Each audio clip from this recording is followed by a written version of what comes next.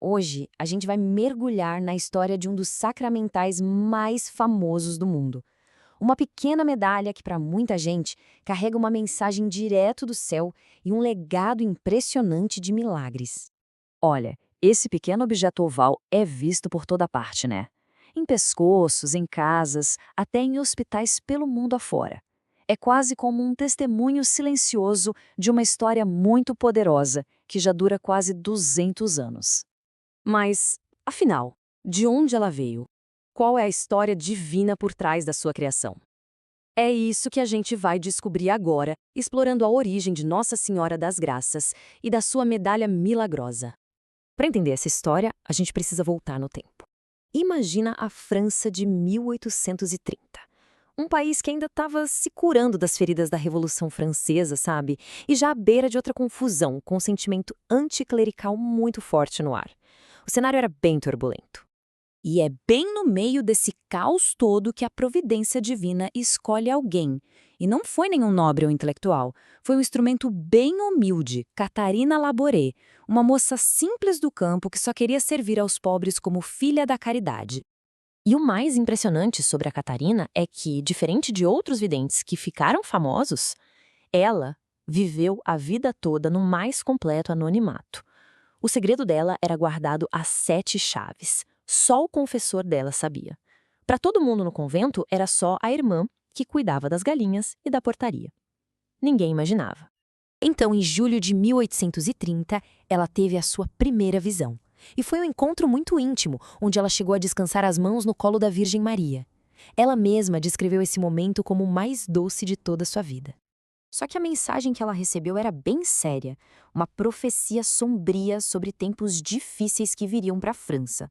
Era como se ela estivesse sendo preparada para a grande missão que ainda estava por vir.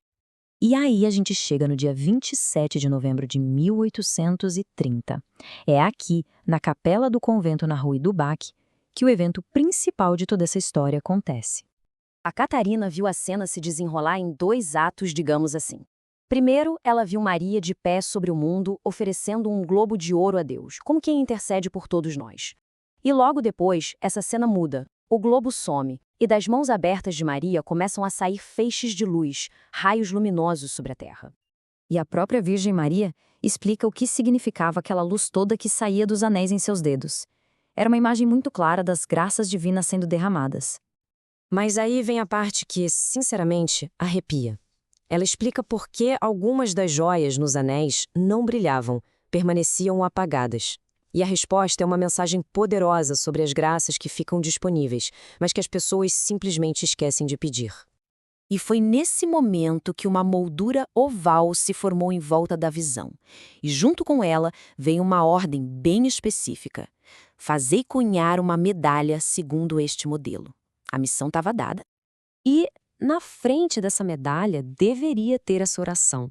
E olha, essa frase era uma declaração teológica muito ousada para a época. Ela estava basicamente antecipando em 24 anos o dogma da Imaculada Conceição, que só seria proclamado oficialmente muito depois. E se a frente já é poderosa, o verso é uma verdadeira aula de teologia em miniatura. A gente tem a cruz e o M de Maria entrelaçados, mostrando essa união inseparável dela com o sacrifício de Cristo. Os 2 corações, de Jesus e de Maria, lado a lado. E as 12 estrelas, simbolizando a igreja. É muito rico em significado. Ok, a visão foi clara, a ordem foi dada. Mas não foi tão simples assim colocar em prática. O confessor da Catarina, o padre Aladel, ficou bem cético. Ele resistiu à ideia por 2 longos anos.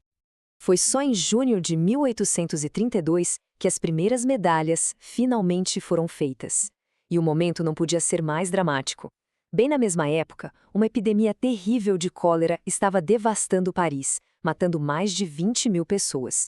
E foram as filhas da caridade que, no meio daquela crise toda, começaram a distribuir as medalhas. E aí, a coisa explodiu. Os relatos de curas, de conversões, de graças alcançadas se espalharam tão rápido que o próprio povo de Paris deu o nome que ela carrega até hoje, a Medalha Milagrosa. Mas talvez a prova mais espetacular, digamos assim, veio 10 anos depois. E veio através de um homem chamado Alphonse Ratisbonne. Pensa num perfil improvável. Ele era um banqueiro rico, ateu e que tinha um desprezo profundo pelo catolicismo. Um amigo o desafiou a usar a medalha e a rezar uma oração. E ele aceitou por pura zombaria. Mas aí ele entrou numa igreja em Roma e teve uma visão da Virgem Maria, exatamente como na medalha. A conversão dele foi instantânea. Com essa frase, ele resumiu tudo. E ele não só se converteu, como se tornou padre. Essa conversão, claro, foi um marco. Recebeu até a aprovação do Vaticano e levou a fama da medalha para outro patamar, consolidando seu status no mundo todo. Mas o legado dela foi ainda mais longe. Se a gente olhar a linha do tempo, percebe como uma coisa levou à outra. A devoção popular que explodiu por causa da medalha e da sua oração, Ó Maria concebida sem pecado, criou o clima espiritual perfeito para que, anos depois, o Papa Pio IX proclamasse oficialmente o dogma da Imaculada Conceição. E a Catarina, a vidente anônima, ela cumpriu sua missão e viveu o resto da vida naquele serviço simples e silencioso.